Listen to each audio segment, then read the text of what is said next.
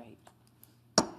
Good evening. I call to order the commission meeting of February 16th, 2016. Let us stand and let us recite the Pledge of Allegiance. I pledge allegiance to the flag of the United States of America and to the republic for which it stands, one nation, under God, indivisible, with liberty and justice for all.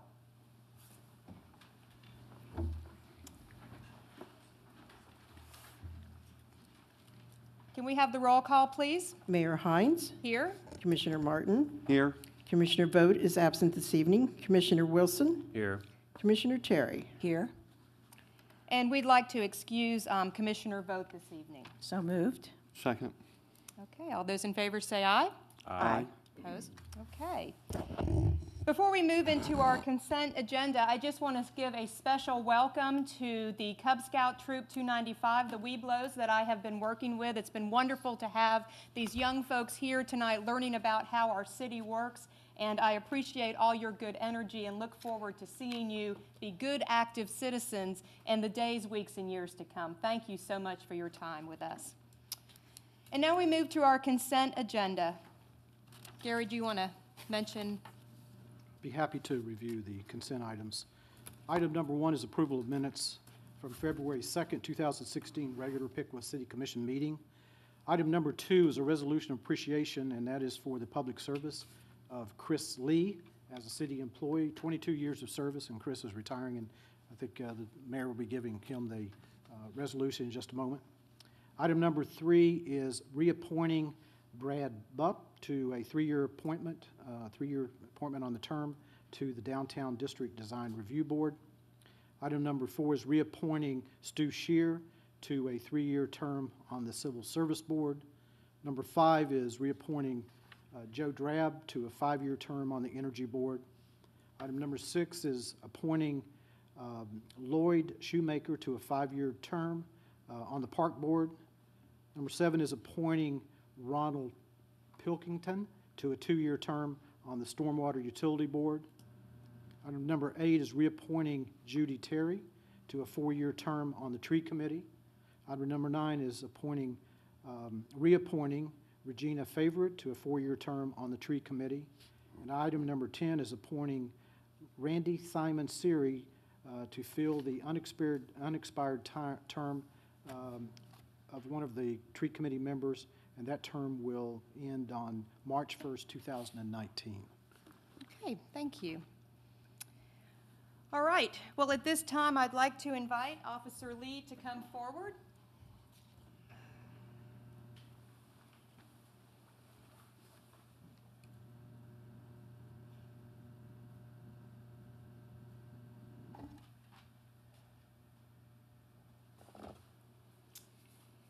And we have a resolution tonight in Thanksgiving for your service here in our city. It is resolution number R-21-16, a resolution of the appreciation for the public service of Chris E. Lee as a city employee.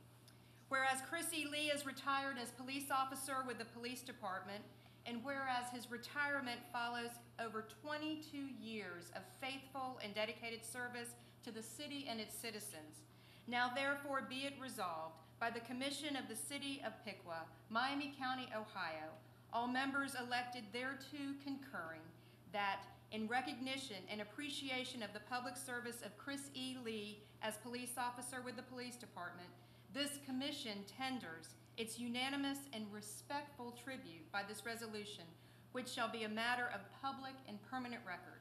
This resolution shall take effect and be in force from and after the earliest period allowed by law. Chris, thank you for your service to our community. Thank you.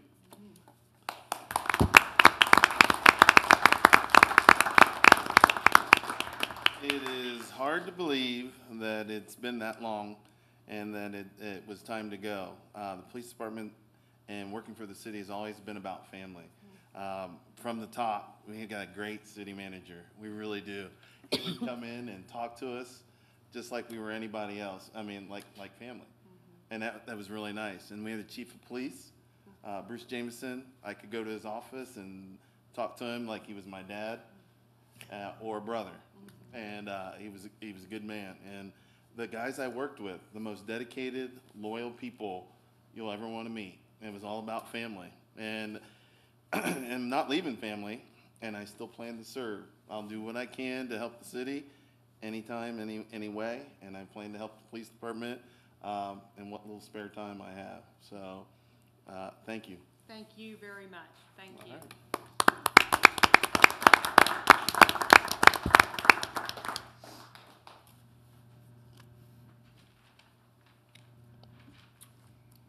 Need a motion.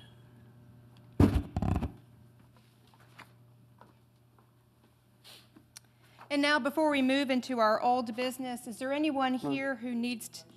Oh, we need to move. I move we approve the consent Oh, agenda. sorry. Second. All those in favor say aye. Aye. Opposed? Thank you. Keep me straight, keep me straight. So at this time, if there is anybody here to make a public announcement, we wanted to do that at the beginning of our meeting. Is there anyone? Okay, then we will move on to our old business. And the first one is ordinance number 1-16. It's a second reading.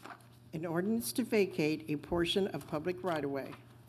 Assistant City Manager Justin Stummer will provide the staff report.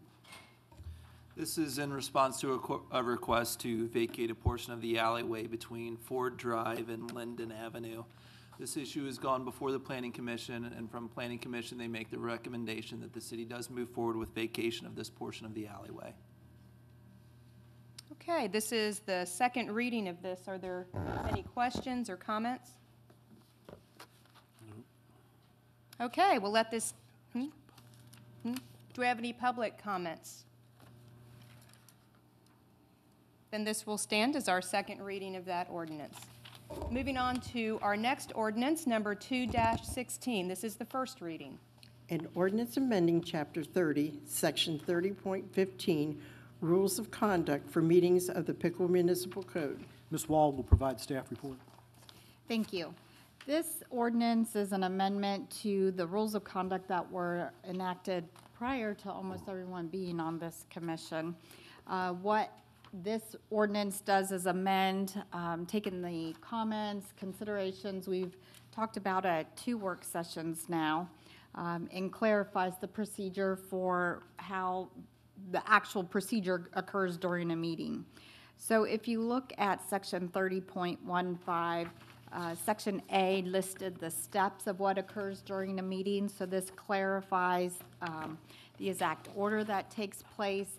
It also clarifies that a contractor, a consultant, someone like that may speak on behalf of the city staff, and that is not considered public comment.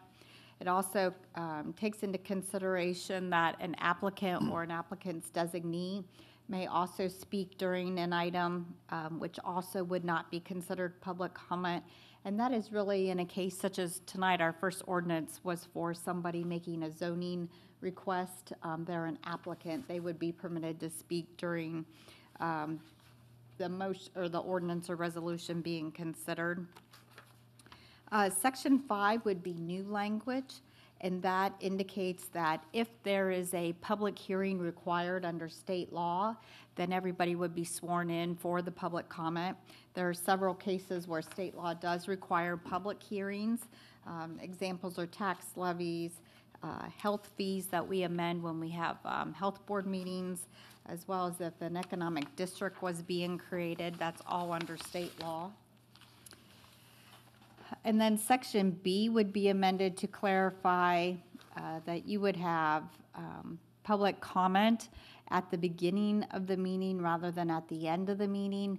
And this public comment at the beginning would be for any agenda item as well as any other item the person wished to bring up. It also clarifies the purpose or meaning of public comment, which is not a public debate period. And then as reflected in section 4, which is new language and reflected upon what we heard at the work session, was the commission did not want to put a time limit on how long public comment would be held, but rather once public comment begins, if there's no further public comment, we would begin immediately into the business portion of the meeting. Thank you, Stacy. Stacy, in number 5, if the person who wishes to speak at a public hearing needs to be sworn in by a notary public, how's this going to affect the continuity of the meeting? Typically, what you do is at the very beginning of the meeting, a commissioner would make a motion to open the public hearing. After you vote to open the public hearing, you would ask anyone to stand who wishes to speak on the item, and that would include staff as well as anyone in the audience. Everybody gets sworn in at the same time. Okay. Thank you. So the difference in this proposal as to the last one we talked about basically is we'll still have our open comments at the beginning. It will be televised. Correct. The last meeting, we were not going to televise it, so we won't have that delay. So everything else will be basically the same, except for the beginning being televised, basically, Yeah, correct? and as soon as the public comment ends, then you can move right into the Right, business. right. Yeah, the only difference between what you saw at the work session and what is here tonight is the removal of that 15-minute period. Procedurally, we didn't have it in writing that we wouldn't be televising the public comment period, so there's no change in the ordinance about that. But the way the meetings would be conducted is you would just go into session, and then after your roll call, your first item of business would be public comment. So everything would remain recorded if the meetings were recorded. Right, okay. Any other questions from the commission? Do we have any comments from the public?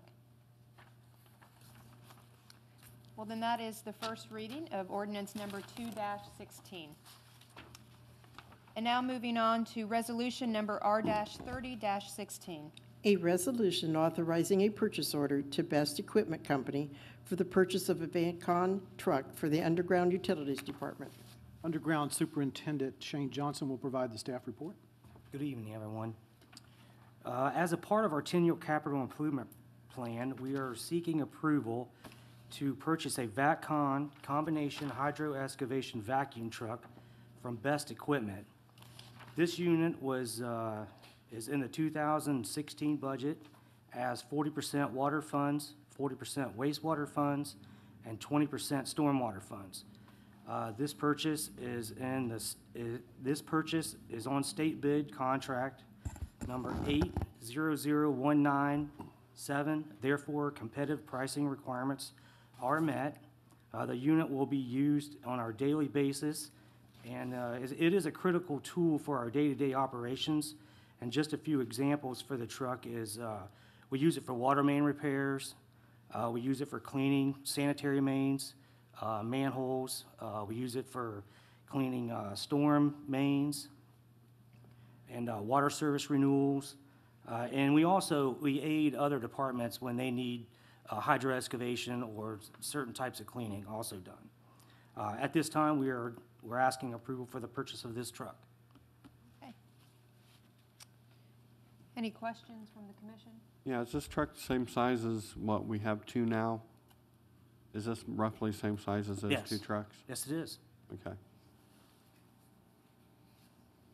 Any other questions? Well, then, do you want to do a roll call? Move to adopt resolution R-30-16. Sorry, I forgot public Public comment. comment. We've changed our agenda so many times, I'm I'm not sure what's confused. next. I'm confused, too. Do we have any public comment? Now, go ahead. Okay. I'll move to adopt resolution R-30-16. Second? Okay, Commissioner Martin, Aye. Commissioner Terry, Aye. Mayor Hines, Aye. Commissioner Wilson. Aye. Okay. Now, resolution number R-31-16. A resolution requesting authorization to purchase a new Timeco 600 street sweeper. Stormwater Coordinator Devin Alexander will provide the staff report. Thank you. The resolution tonight, we are requesting an authorization to purchase the new Timco 600 street sweeper. We did budget $240,000 for that in our budget, and we were very fortunate to find this unit to come in at just a tad above $230,000. Our current street sweeper that we have is also a Timco 600, but it dates back to 2004, it's 12 years old, and it's reached the end of its lifespan as far as the functionality of it and how well it's working compared to the amount of cost we're putting in to maintain and repair it. The new unit, our relationship that we've had with Timco and using the prior unit has been good. We've had great communications with them, as well as when it comes to repairing the truck, we've had good success in receiving parts to do so in a timely manner. I do want to point out a few key things to our street sweeper. Last year alone, we removed 293 tons of sludge by doing the street sweeping process through the city. And we do that over a 9-month period. We operate between April and the end of November roughly, depending on weather.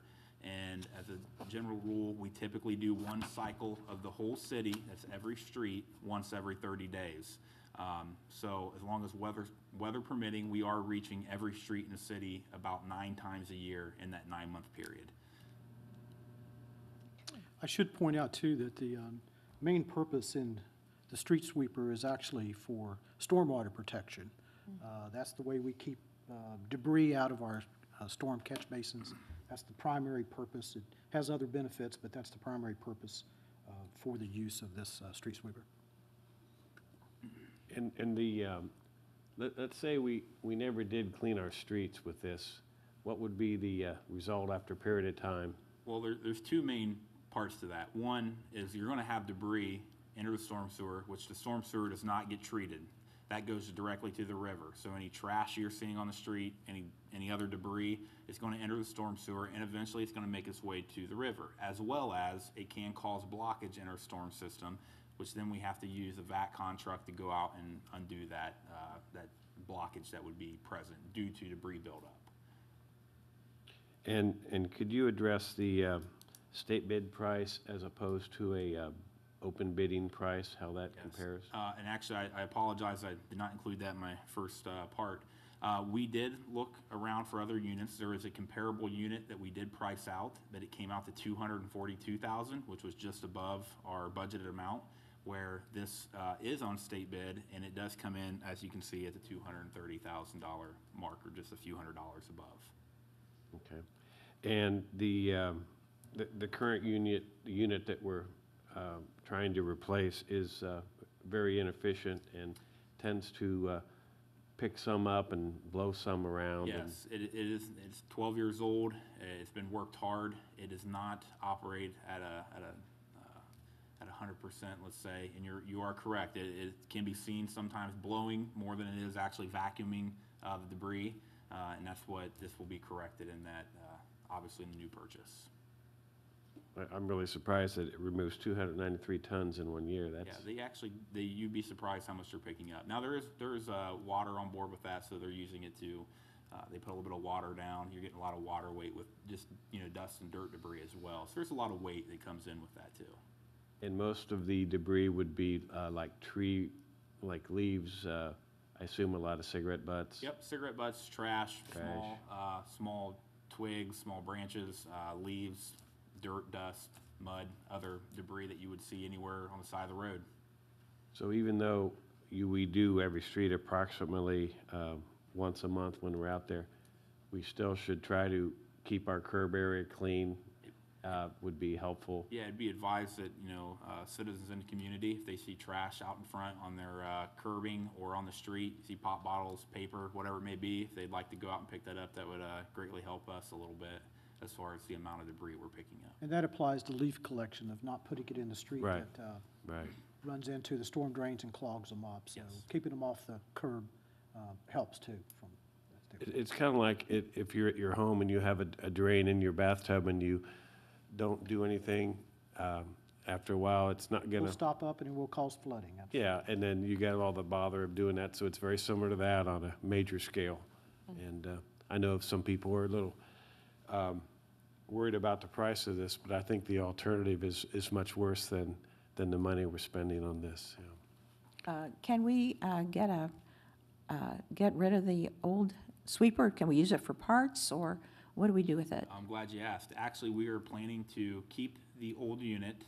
There is an option that we're gonna look into, probably in next year's budget, that we can put on a new leaf vacuum, which would be a one-man operated leaf vacuum, that there's a driver in the truck, and we would swap out the sweeper unit, put on this leaf vacuum, where you'd have one employee driving, and then they can do the leaf pickup with one person, compared to currently, we do operate with 2 people on 2 separate units, so that's 4 people total that we have out doing leaf pickup. And the reuse of that Right. chassis would save a lot of money. Yes. Yeah. Okay, good. Does anybody make a mechanical unit anymore? As far as a street sweeper, Yep, unfortunately, I do not know. okay. Okay. Anything else from the commission? Do we have any public comment on this resolution? And we have a motion to accept this I resolution. move to adopt Resolution R-31-16. Second? Okay, let's have a roll call vote. Commissioner Wilson, Aye. Commissioner Martin, Aye. Commissioner Terry, Aye. Mayor Hines. Aye. And now we have another time for public comment, if there's anybody here that wants to comment about anything. All right, well, we will move to our city manager's report then. Thank you very much. I do want to share some information with you tonight. I know the issue of lead in drinking water has come up, and I know some of you all have gotten some questions about that, but let me try to explain a little bit. The Ohio EPA requires the city to test for lead every 3 years. Now, it's every 3 years because of the extremely low level of test results in the past from our water. So because we have such low level, minuscule lead that they might find in the water from past results, we're on a 3-year testing thing. Now, when we test, when the requirement to test for this, we do it from 30 different sites. And when I say sites, these are homes. And these are homes that built prior to 1985, most likely to have solder from their pipe system. And that solder at that time was made from lead. So we do that testing in those homes that possibly could have that. The issue in Flint, Michigan resulted from the city introducing a new water source, which was from their very corrosive river. Flint had previously bought water from the city of Detroit and switched it as a cost-saving measure. And with lack of chemicals and so forth, that caused the corrosion in the pipes and really ended up with the damage that they had in their pipes. When this all came up, we began proactively looking at this, and we began this year voluntarily testing the water leaving the water treatment plant on a quarterly basis. Now, we've done that 1 quarter, no detection of any lead whatsoever, but our water sources do not have lead in them, so we're fortunate from that. And it's some of these older plants that have the conditions, and by not doing the right steps, cause some of the problems, such as in Flint, Michigan. So we're in good shape, and we even have a new water treatment plant going in operation at the beginning of 17, somewhere around the first half, hopefully, of 17, that will be even more preventative in the nature of not having to worry about lead contaminants in our water and so forth. So I know some of you have got some questions on it, and I wanted to make sure everybody understood that our testing and so forth, that we certainly have been well within compliance with Ohio EPA, and that's the reason we're only on the testing cycle that we are. So we're very fortunate here in the city to be able to not be faced with those type of circumstances. So that's my kind of update on that. The only other thing I'll mention is I do appreciate the work our Public Works did on the streets the past few days. They were pretty clear for most part, so we're pleased with that. But I'd be happy to answer any questions that Commission might have tonight on any topic. Back on the water quality, the new plant we're building will also address algae plume situation that is in various places? Yes. and Or whatever situation comes up, we'll have the technology to provide clean water, Yes. which And for a I long think this time. will be a modern facility. Sooner or later, all plants are going to have to do the organic testing, and we're already putting that into the new plant. We'll be way ahead of the step on that to prevent organics from entering into the system. And our primary water source is very clean, and we've used it forever, and so we shouldn't Not have. changing water sources, so there's Right. not any issues of Right. corrosion or anything. of that Okay. nature. Good. Any other questions?